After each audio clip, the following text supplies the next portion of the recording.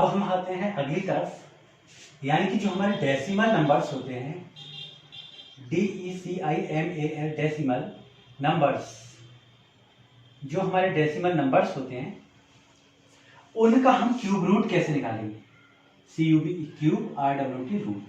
तो आइए इस बारे में थोड़ा सा और चर्चा कर ली जाए। एक चीज आप लोगों को हमेशा मेरे साथ बोलनी है, उसी से आप सीख जाएंगे। जैसे 0.6 का क्यूब निकालो पहले, ठीक है। 0.6 लिखो, डेसिमल हटाओ, जीरो लगाओ। तो क्योंकि डेसिमल के बाद एक अंक है इसलिए एक के बाद एक जीरो आ जाएगा। इसका कर दो क्यूब। अब देखो 6 गुणा 6 गुणा 6 और बटे 10 गुणा 10 गुणा 10, ठीक है। यानी कि 6 6 36 6 का 216 और 10 गुणा 10 गुणा 10 यानी कि 1000। अब जैसे ये किया था वैसे इसका उल्टा कर दो, यानी 1 2 3, 3 के बाद पॉइंट लगाना है, ठीक है, और इसे हटा दो तो ये हो जाएगा 0.216, ठीक है। अब अगले का आ जाते हैं। अब अगर वो तुमसे ये कहे कि 0.216 का क्यूब रूट निकालो, तो तुम निकाल लोगे? तो तुम्हारे हाथ पैर फूल जाने चाहिए कि सर हम तो नहीं निकाल पाएंगे। लेकिन तुम्हारे हाथ पैर नहीं फूलेंगे क्योंकि तुम जानते हो कि तुम निकाल सकते हो। जो अभी किया वो ही करो, 216, ठीक है। पॉइंट 0.216 था, पॉइंट हटाओ, पॉइंट की जगह नीचे 1 लगा दो, जितने अंक है उतने जीरो लगा दो, 1 2 3, ठीक है। पॉइंट और जीरो हटा दो। इसका करना है हमें क्यूब रूट। अब देखो मुझे तो पता है 216 होता है 6 गुणा 6 गुणा 6, और 1000 को क्या लिख सकते हैं 10 गुणा 10 गुणा 10। 3 3 के त्रिक बना लो और उसे बाहर निकाल लो। इसके त्रिक बना लो, देखो इस वाले 3 में से ये 6 बाहर आ जाएगा और इस वाले 10 के त्रिक में से एक 10, यानी 1 के बाद पॉइंट लगा देना है, तो 0.6। यही वाला क्वेश्चन था, इसका बिल्कुल उल्टा कर दिया आपने, ठीक है। अब देखो, अब आपके सामने सवाल है 1.728, इसका क्यूब रूट निकालो। आप कहोगे सर ये कैसे निकल सकता है? मैं कहूंगा जैसे और निकले थे, 1728। इसके क्या करें, फैक्टर करो, 2 से करो पहले। 2 अट्ठे 16, 2 छिक्का 12, 2 चौक 8, फिर 2 से करो। 2 चौक 8, 2 3 6 और 2 दूनी 4, फिर 2 से करो। 2 दूनी 4 और 2 16 या 32। 16 का वैसे तो 6 होता है, तो 6 से कर लो, 6 36 छिक्का और 6 6, यानी कि एक 6 का त्रिक बनाए और एक 2 का ये, तो 2 गुणा 6 यानी कि 12। तो इसका आ जाएगा ये था 1.728, तो पॉइंट हटाओ, उसकी जगह 1 लगाओ और 1 2 3, तो 1 2 3, ठीक है। अब इसका आ जाएगा 2 गुणा 2 गुणा 2, यानी कि 2 गुणा 2 गुणा, अब पॉइंट मत लगाओ क्योंकि ये पॉइंट वाली चल रहा है, आप कंफ्यूज हो जाओगे। इंटू लगा लो, इंटू 6 इंटू 6 इंटू 6 अपॉन 1000 को हम लिख सकते हैं 10 गुणा 10 गुणा 10, ठीक है। ऐसा करके ले लो। इस वाले 2 में से 2 बाहर आ जाएगा, इस 6 में से 6 बाहर आ जाएगा और नीचे 10 बाहर आ जाएगा। कितना हुआ? 6 दूनी 12, यानी कि 1 के बाद पॉइंट लगाना है, यानी कि 1.2 आंसर हो गया इसका, ठीक है। तो डेसिमल वाले कोई बहुत ज्यादा हुआ नहीं होते हैं, बस आप लोगों को थोड़ा सा क्या, सिर्फ एक ही चीज ध्यान देनी है कि पॉइंट हटाओ 1 लगाओ, पॉइंट हटाओ 0 लगाओ, पॉइंट हटाओ 0 लगाओ। अब देखो, अब आपका एग्जाम्पल नंबर 10 एग्जाम्पल देखो। 10 है 29 होल 791 बटे 1000, ठीक है। तो यानी कि बटे 1000 तो ऐसे ही रहेगा, बटे 1000 को हम 10 गुणा 10 लिखेंगे। अब 1000 गुणा 29 कितना हो गया? 29000, और उसमें 791 और जोड़ दो, 791 और जोड़ दिया तो 1 9 7 9 और 2। अब इसका हम निकालेंगे फैक्टर। अब देखो इसके फैक्टर कैसे निकालोगे आप, मैं थोड़ी सी बेईमानी कर दे रहा हूं। ये सिर्फ 31 से जा सकता है, तो आपको ये कर करके देखने होंगे। आपको पहले 27 का करके देखोगे, फिर 28, फिर 29, फिर 30 31। ये सिर्फ 31 से जा सकता है, इसकी दिक्कत ही यही है, ठीक है। तो ये 31 गुणा, अब देखो 31 से काट के देखेंगे हम इसको। 31 कितने जाए? 31 और 297 आएगा क्योंकि 29 तो छोटे हो जाएंगे। 31 ढाई भी नहीं आ सकते, 9 जाएंगे, तो 9 एकम 9 और 3 है 27, यानी कि 279। तो 31 9 जा 279, कितने बचे? 11 और 7 कितने होते हैं 18, यानी कि 189 बचे। अब 31 से फिर कर लो, 31 तियां कितने होते हैं, 3 एकम 3, 3 तियां 9, तो 31 कितने हो जाएंगे, 18 तियां 24 होते हैं, 9 तियां 27, नहीं हो जाएगा। छिक्का करके देखो, 6 एकम 6 और 6 तियां 18, यानी कि 186, छिक्का आ जाएगा 186, और हमारा बैट कितना था 189, यानी कि 3 1 बचेगा, तो एकम तियां आ जाएगा। 31 को जब 31 बार करोगे तभी आ जाएगा, तो इसके फैक्टर आएगा 31 गुणा 31 गुणा 31। ठीक है, अब हम इसको लिख सकते हैं 31 गुणा 31 गुणा 31 और क्यूब रूट। ठीक है, अब ऊपर वाले 3 में से तो 31 कॉमन आ जाएगा, 31 बाहर आ गया, और 10,000 का कितना होता है 10। ठीक है, तो कितना हो गया 3.1। बस इतनी सी सरल चीज है ये। अब आपका उदाहरण 11 है। 11 उदाहरण बहुत सरल है, आप आसानी से देख सकते हो। 15.625, इसके फैक्टर करोगे तो कितने आएंगे, यानी कि आएंगे 25। 25 का क्यूब होता है कायदे में ये, तो 25 गुणा 25 गुणा 25, क्योंकि इसका पॉइंट हटाओगे और नीचे लगाओगे 3 जीरो, और अपॉन 10 गुणा 10 गुणा 10। इसको क्या करोगे आप क्यूब रूट में ले लोगे, तो बाहर निकल के क्या आएगा 25/10, एक के बाद जीरो लग जाएगा तो 2.5, इसका आंसर हो जाएगा। बस इतनी सी थी ये कहानी।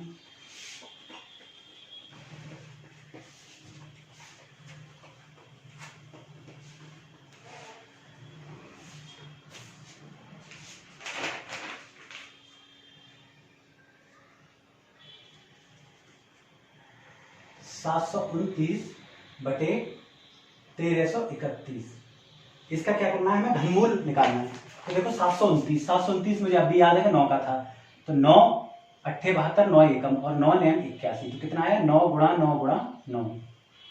ये धीरे धीरे करते करते आपको याद ही हो जाएंगे, 9 गुणा 9 गुणा और 9, और बटे 1331 होता है 11 का, और नहीं मानो तो करके देख लो।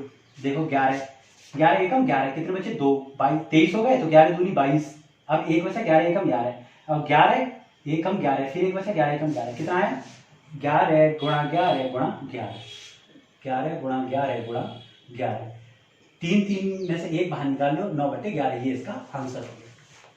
अब मैं आपको एक और करके दिखा रहा हूँ, तीसरा वाला करके दिखा देता हूँ। चलो तीसरा है 1728/15,625। अब देखो ये तो पीछे ही आया था, 25 का होता है, तो इसका तो बिना कुछ सोचे मुझे याद है 25 गुणा 25 गुणा 25 लिखूंगा मैं, और 1728 क्योंकि मैं इतना होशियार नहीं हूं तो मैं करके देखूंगा, तुम्हारी तरह नहीं हूं, मैं भी बहुत ज्यादा होशियार नहीं। 2 से काटो, 2 8 16, एक बचा, 2 छिक्का 12, 2 चौक 8, 2 से काटो 432, फिर 2 से काटो 216, 216 6 का होता है, तो 6 36 जा और 6 है, तो कितना आया 1 2 से ये बाहर, और यानी कि 2 गुणा 2 गुणा 2 गुणा 6 गुणा 6 गुणा 6, और क्या करेंगे इसको, इसका क्यूब रूट ही तो लेना था, मैं क्यूब रूट ले लो, इस वाले 2 में से 2 बाहर आ जाएगा, और इस वाले 6 में से 6, 2 गुणा 6 बटे, और नीचे से कितना आएगा 25। ठीक है, अब अगर सोच के देखो कि ये सिर्फ ऐसा करके होता, यहां तक क्यूब रूट होता, तब हम 25 में से 3 बाहर नहीं लेते, क्योंकि इसका मतलब वो क्यूब रूट सिर्फ ऊपर वाले पे है, लेकिन इसमें नीचे तक है, तो इसलिए इसमें हम लेंगे, तो कितना हुआ 12/25, इसका आंसर ये हो गया। ठीक है, अब आपका दूसरा प्रश्न है, दूसरा प्रश्न दशमलव वाला है, तो मैं एक करा देता हूं छठा वाला, या ऐसा करो तीसरा भी कर दो, 54,872। ठीक है, 54,872, और वो भी है 54.872, तो ठीक है अभी ले लेते हैं 54.872 की। देखो 54,872, 2 से करके देखो पहले, 2 27 या 54, 2 चौक 8 और 2 36 या 72, फिर 2 से करके देख लो, 2 13 या 26, ठीक है, एक बचा, 2 7 14, 2 18 36, फिर 2 से करके देखो, 2 छिक्का 12, 2 8 16, 2 पंजे 10 और 2 9 18। ठीक है, अब पीछे 9 आ रहा है, तो 3 से करके देख सकते हैं हम, 3 से नहीं कटेगा ये, कितने से कट सकता है ये, अब सीधे 19 से कटेगा, 19 से पहले किसी से कटेगा ही नहीं। अब देखो 19 तियां 57, ठीक है 57, और ये है 58, यानी कि 11 बचे। ठीक है, तो ये हो जाएंगे 115। अब 19 कितने जाए, 115 से कम कम रहने, यानी कि 19 पंजे 85 और 19 छिक्का 9 छिक्का 54 के 4 हासिल 4 6 कम 6 5 11 114। तो छिक्का 114 और बचेगा 19 यानी कि 361। अब 19 एकम 19 क्योंकि 38 ज़्यादा हो जाएगा और फिर कितने बचेंगे 19 नेमा। ठीक है, तो इसके फैक्टर आए, जब इसका क्यूब रूट करोगे तो ये आ जाएगा 54,872 और पॉइंट हटा के क्या लगाओगे 3 जीरो, तो बटे 3 जीरो को 10 गुणा 10 गुणा 10 लिख लो सीधे। और इसके फैक्टर्स आएंगे, ऊपर वाला मिटा दे रहा हूं मैं, इसके फैक्टर्स आएंगे 2 गुणा 2 गुणा 2 गुणा 19 गुणा 19 गुणा 19 और बटे 10 गुणा 10 गुणा 10। तो देखो एक 2 बाहर आएगा और एक आएगा 19, तो 2 गुणा 19 कितना हो जाएगा 38, यानी कि 38 बटे 10, तो एक के बाद 0 3.8 इसका आंसर हो जाएगा। अब इसी का मैं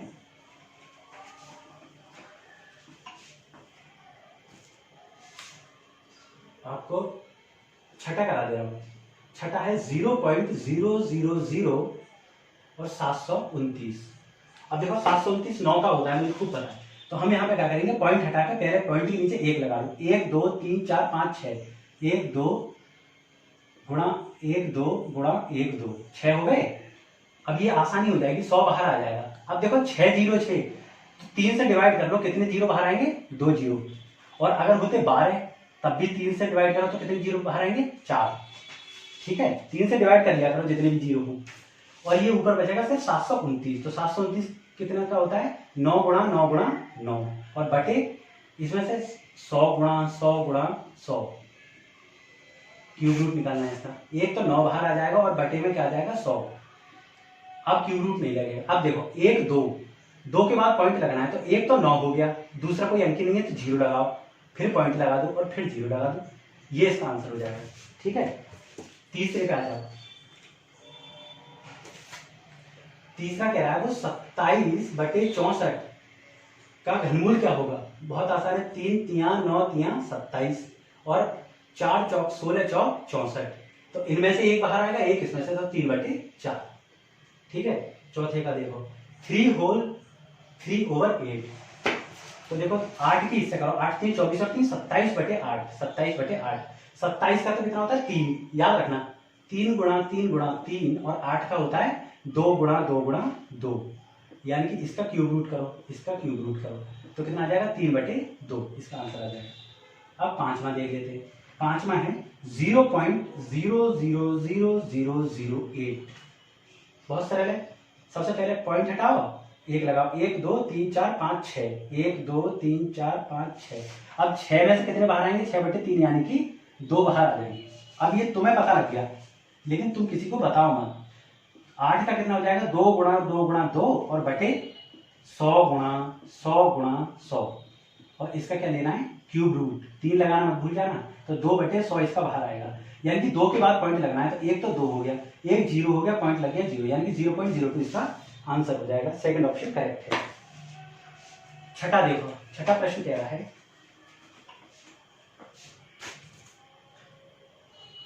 छठा प्रश्न कह रहा है एक घनकार कंपोस्ट। अब ये देखो घनकार हो गया, घनकार मतलब जिसकी लंबाई गुणा चौड़ाई गुणा ऊंचाई सब बराबर हो, यानी कि ये भी x हो, ये भी x हो और ये भी x हो, यानी कि सब बराबर है। उसका आयतन, यानी कि हम बोलेंगे, अब हम उत्तर पे है ना सीधे। अब ये ऐसी डायग्राम बनाना, लिखना घनकार पोस्ट का आयतन कितना है 13.824 मीटर क्यूब। अब देखो मीटर क्यूब का क्या मतलब होगा, क्यूब कब आया होगा जब मीटर गुणा मीटर हुआ होगा तभी तो, यानी मीटर का 1 मीटर का 1 मीटर का 1, जब इनटू में हो और बेस सेम हो तो आपस की जुड़ जाती है ना, तो ये ऊपर 3 इसलिए आया होगा, x गुणा x गुणा x हुआ होगा। ठीक है, अब इसका क्या निकालना है हमें, इसकी भुजा निकालनी है, भुजा निकालनी है, तो यानी कि क्वेश्चन मार्क लगा दो। तो हम लिखेंगे कि क्योंकि आयतन का फॉर्मूला, आयतन बराबर होता है लंबाई गुणा चौड़ाई गुणा ऊंचाई, हैं, तो लंबाई कितनी है x, चौड़ाई कितनी है x, और ये कितनी होती है x, यानी कि आयतन कितना दे रखा है, आयतन के नीचे लिख दो 13.824, ठीक है, मीटर क्यूब भी लिख लो, x क्यूब हो जाएगा ये। तो हम देखो इधर उधर साइड से चेंज करके लिख रहे हैं, x क्यूब हो गया 13.824, क्यूब हटाओगे तो इधर क्यूब रूट लगाओगे, ठीक है। अब x की वैल्यू इस आ जाएगी 13.824, पॉइंट हटाओ नीचे जीरो लगाओ, 1 2 3, 3 में से कितने बाहर आएंगे, बट्टे 3 करोगे तो 1, यानी कि 1 जीरो बाहर आएगा। अब ये तो तुम्हें पता है, दूसरों को मत बता। अब एग्जाम्पल 12 देखते हैं। एग्जाम्पल 12 देखो, एक ठोस धातु आयताकार सिल्ली की माप, एक आयताकार सिल्ली है, ठीक है, ये देखो आयताकार सिल्ली होगी, इसकी माप कितनी दे रखी है, 10 सेंटीमीटर गुणा 4 सेंटीमीटर गुणा 1.6 सेंटीमीटर, ठीक है। इसको पिघलाकर एक दूसरी ठोस घनकार सिल्ली में, इसको हमने पिघलाया और क्या किया, हमने एक घनकार सिल्ली में बदल दिया, ठीक है। बताइए कि इस नई सिल्ली की भुजा की माप कितनी होगी, तो हम बहुत आसानी से बता देंगे। देखो हम इसको दे देते हैं ए सिल्ली और इसको हम दे देते हैं बी, तो हम लिखेंगे कि सिल्ली ए की भुजाएं कितनी होंगी, 10 सेंटीमीटर गुणा 4 सेंटीमीटर गुणा 1.6 सेंटीमीटर। अब हम लिखेंगे सिल्ली बी की भुजाएं, अब क्योंकि ये घनकार है तो हमने इसको मान लिया x, तो x सेंटीमीटर गुणा x सेंटीमीटर गुणा x सेंटीमीटर, ठीक है। अब देखो हम ये कहेंगे कि जब हमने पिघलाकर बनाई है तो यानी कि जितना आयतन इसका होगा उतना ही आयतन इसका होगा, तो हम लिखेंगे कि पिघलाकर बनाने पर, क्योंकि और लगा लो, क्योंकि पिघलाकर बनाने पर आयतन बराबर रहता है, बराबर रहेगा, इसलिए आयतन A का बराबर होगा आयतन B के। अब एक आयतन कितना होगा, लंबाई गुणा चौड़ाई गुणा ऊंचाई, तो लंबाई कितनी है 10 सेंटीमीटर गुणा 4 सेंटीमीटर गुणा 1.6 सेंटीमीटर, और इसकी कितनी होगी, हमने x मानी है इसकी, तो कितनी हो जाएगी x सेंटीमीटर गुणा x सेंटीमीटर गुणा x सेंटीमीटर, यानी कि x का क्यूब। अब देखो 4 × 40, यानी कि 16 चौक 64, यानी कि 64 सेंटीमीटर आ जाएगा ये, कितना देखो 1.6 गुणा 4 तो कितना है 6.4, और गुणा 10 करोगे तो 1 10 खिसक जाएगा तो कितना आ जाएगा 64, ठीक है। तो 64 सेंटीमीटर बराबर हो जाएगी x क्यूब के, तो x की वैल्यू कितनी हो जाएगी, क्यूब रूट 64 कितना होता है, 4 चौक 16 चौक 64, तो ये हो जाएगा 4 गुणा 4 गुणा 4, तो ये कितना हो जाएगा 4 सेंटीमीटर बाहर आ जाएगी, यानी कि इसकी जो भुजा थी वो 4 सेंटीमीटर की हो जाएगी, ठीक है। 12वां कितना अच्छा उदाहरण था आपका, आपको जरा सी भी दिक्कत नहीं हुई होगी। ये मैंने एग्जाम्पल में इसलिए सॉल्व करा दिया है क्योंकि आगे इस तरीके का एक प्रश्न भी आएगा, वो आपको फिर स्वयं करना पड़ेगा। मैं फिर समझा दूंगा। एक फल निर्यातक घनाकार पेटियों में सेबों की पैकिंग इस प्रकार करता है कि एक पंक्ति में जितने सेब रखे जाते हैं, एक पंक्ति में जितने सेब रखे जाते हैं, पेटी में सेबों की उतनी ही पंक्तियां हैं और उतने ही तहे पर हैं, यानी कि 4 ही पंक्तियां हैं, ठीक है। यानी कि 4, तो हमने 4 सेबों की तो लंबाई मान ली और 4 की चौड़ाई, और वो कह रहा है कि ऊंचाई, यानी कि तह से ऊंचाई भी उतनी है, यानी कि 4 की कितनी हो गई ऊंचाई, 4 की हमने ऊंचाई मान ली, ठीक है। तो हम इसको क्या मान सकते हैं, तुम चाहो तो हम इसको x मान सकते हैं क्योंकि सब बराबर ही हो जाएंगे। 4 तो मैंने तुम्हें बताने के लिए कर दिया था। अब वो कह रहा है कि यदि एक पेटी में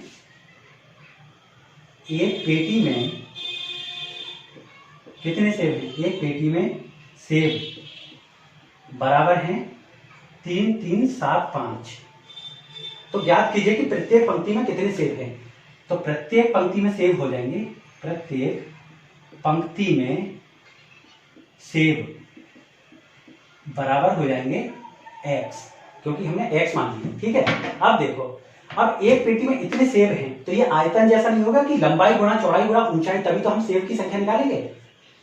यानी कि अगर मैं तुमसे ये कहूं कि लंबाई गुणा चौड़ाई करो तो देखो 1 2 3 4 4 और 1 2 3 4 तो 4 चौक 16। तो बताओ एक तहे पे कितने हो गए 16। 1 2 3 4 5 6 7 8 9 10 11 12 13 14 15 16। वो कह रहा है उतने ही ऊंचाई है। तो 16 एक में, दूसरे में भी 16 होंगे, तीसरे में भी 16 होंगे और चौथे में भी 16। अब या तो तुम कर दो 4 चौक 16 और 4 की ऊंचाई यानी कि 4 चौक 16 चौक 64 और 16 दूनी 32 या 48 और 64 यानी कि एक्स क्यूब आ जाएगा। तो एक्स क्यूब की वैल्यू हो जाएगी 3 3 7 5। ठीक है, तो यानी कि एक्स की वैल्यू क्यूब रूट कर दो 3 3 7 5। अब जब 3 3 7 5 को तुम करोगे तो तुम मानोगे तो है नहीं, पहले 5 से करके देखेंगे। 5 छंग 30, 3 बचे, 5 सत्ते 35, 2 बचे 55 25। फिर 5 से करो, 5 एकम 5, 5 तियां 15 55 25। फिर 5 से करो, 5 दूनी 10, 5 सत्ते 35, 27 3 का होता है, 3 9 27 और 3 तियां। तो कितना आया इस वाले 5 में से? तो ये 5 बाहर आ जाएगा, लेकिन मैं लिख दे रहा हूँ पूरा। और इस ये 3 गुणा 3 गुणा 3 और वो भी इसका क्यूब रूट। तो ये 5 का त्रिक बना और एक ये बना, तो 5 इंटू 3 इंटू बराबर हो जाएगा 15, यानी कि 15 की थी। अब तुम अपने आप गुणा करके देख लेना, आंसर जो है वो सेम आएगा। तो अब मैं सीधे 3 और डी पे आ जाता हूँ, ठीक है, बगैर किसी दिक्कत के।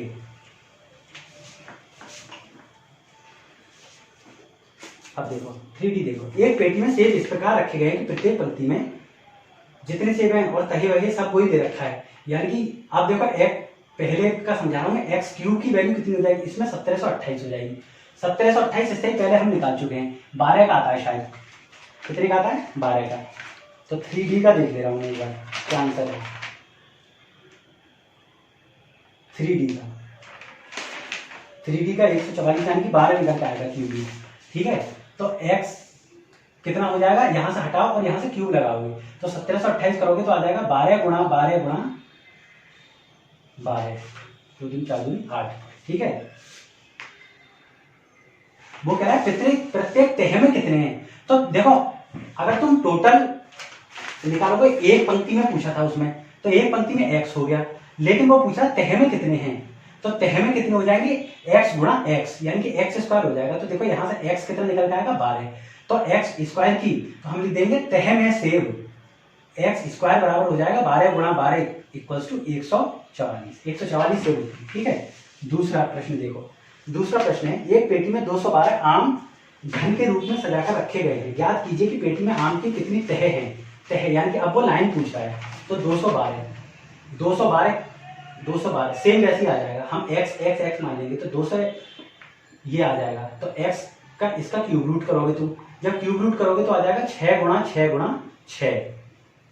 अब इसमें से क्या करोगे? एक 6 बाहर निकाल लोगे, यानी कि 6 तो ऐसे होंगे 1 2 3 4 5 6 और 1 2 3 4 5 6, 6 ही ऐसे होंगे।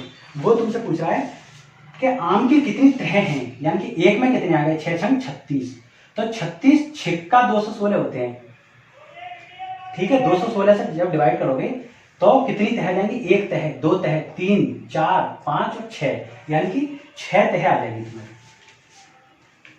एक तह में कितने आ जाएंगे? 36 आ जाएंगे। 6 तो तुम्हारी संख्या हो गई और 6 छंग 36 इसका आंसर हो जाएगा। तीसरा क्वेश्चन देखो अब आप।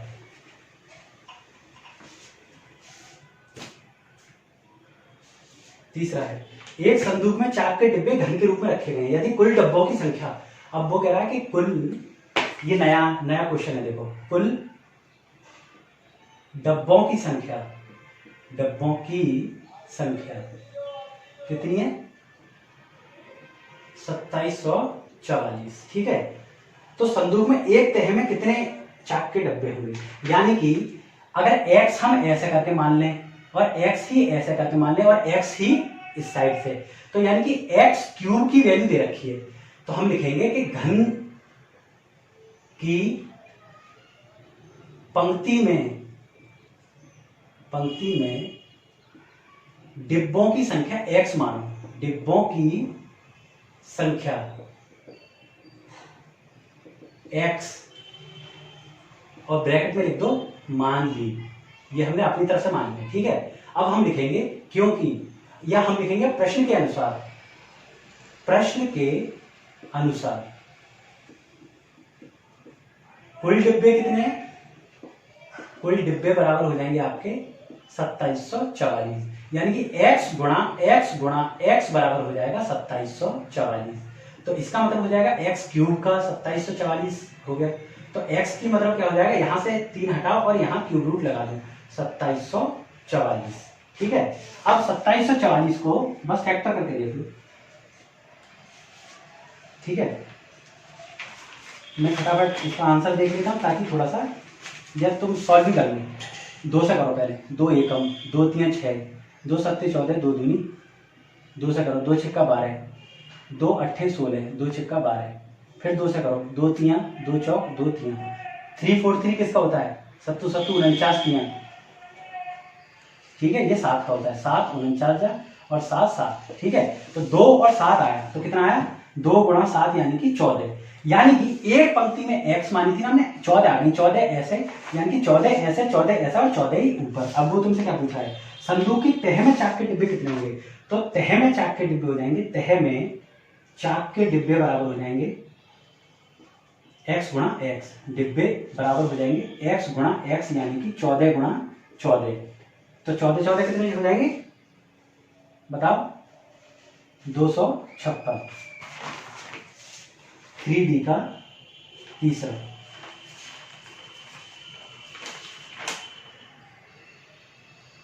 एक सौ 196, हाँ 196 होता है उसका, सॉरी मुझे ध्यान नहीं रहा, 196 होता है। ठीक है, अब देखो चौथा देखते हैं। एक शोरूम में कांच के रंगीन घन में एक दूसरे को सटाकर इस प्रकार रखे गए हैं कि वे बड़े घन के आकार ले लेते हैं, यानी कि वैसे ही है जैसे डिब्बे हैं। ठीक है, यदि इस प्रकार रखे गए रंगीन की संख्या कितनी है? कुल संख्या कितनी है? 512। अब कुल डिब्बों की संख्या अब कितनी होगी? 512, और ये हम कर रहे हैं चौथा। ठीक है, 512 हो गई।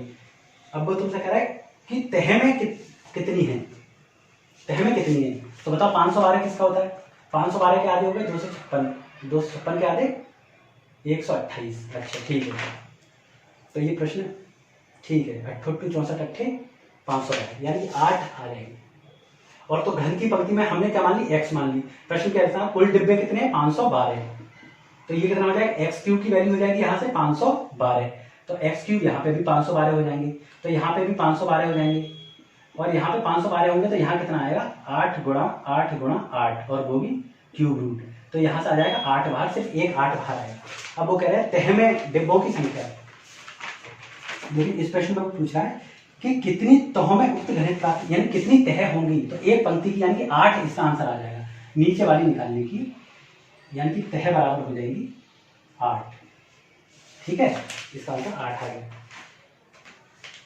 अब हम छठा देख रहे हैं। एक घनाकार टंकी में 1331 लीटर पानी आता है।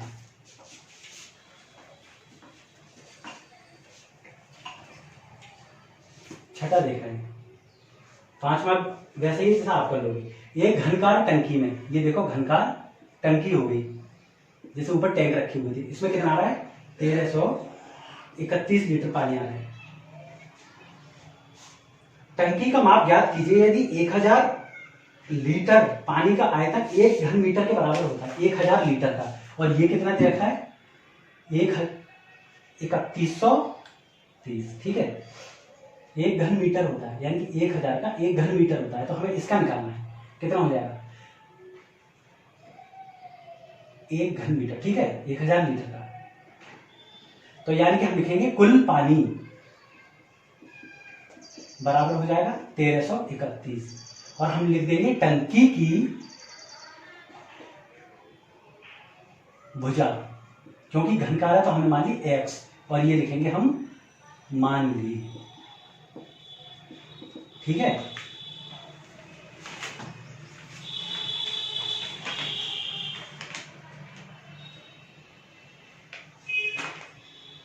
ठीक है। अब देखो हमने क्या किया, x मान ली थी। अब यानी कि x क्यूब की वैल्यू हो जाएगी 1331, तो x कितनी हो जाएगी? क्योंकि एक भुजा हमने x मानी है, तो ये हो जाएगी 1331। अब ये कितने होता है, 11 का होता है, 11 गुणा 11 गुणा 11 और इसका क्यूब रूट, तो बाहर निकल के आएगी 11। अब देखो, क्योंकि 1000 लीटर बराबर होता है 1 घन मीटर यानी कि मीटर क्यूब, तो 1331 लीटर कितना हो जाएगा, तो 1331 बटे 1000, तो ये हो जाएगा 1.311। अब अगर ये 1.311 है तो हम इसे क्या करेंगे, यानी कि इसकी वैल्यू 1.1 आ जाएगी, इसकी भुजा, यानी कि ऊपर से ही चेंज कर लो। अब 1000 लीटर होता तो 1 मीटर होता, लेकिन 3131 है तो 1.311 मीटर क्यूब ही तो हो जाएगा, तो जब इसका निकालोगे तो 1.1 मीटर आ जाएगी इसकी एक भुजा। ठीक है, ये आपका चैप्टर हुआ समाप्त। और 3 चैप्टर यानी कि जुलाई का पूरा अब तक का कोर्स मैंने कंप्लीट करवा दिया है लगभग हर सब्जेक्ट का। अब ये आपकी जिम्मेदारी है कि आप इसे कैसा पूरा करते हैं, मैं सिर्फ आपको पढ़ा सकता हूँ, इससे ज़्यादा अब ये आपका उत्तरदायित्व है कि आप कैसे इसे पूरा करें।